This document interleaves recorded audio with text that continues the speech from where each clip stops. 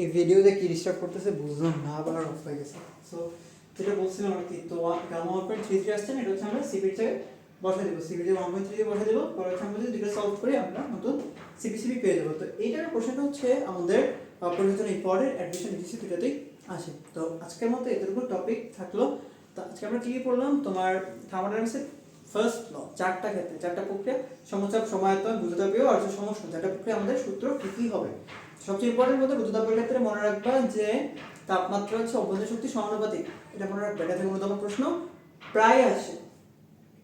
এরপর হচ্ছে আমরা পড়ছি শক্তি নিত্যতা ও তাপ শক্তির মধ্যে তুলনা, যে অবস্থার পরিবর্তন যদি হয় সেক্ষেত্রে কি এমএলএফ আর এমএলবি, যদি তাপমাত্রা পরিবর্তন হয় এমএস ডেল্টা নিয়ে আমরা কাজ করব।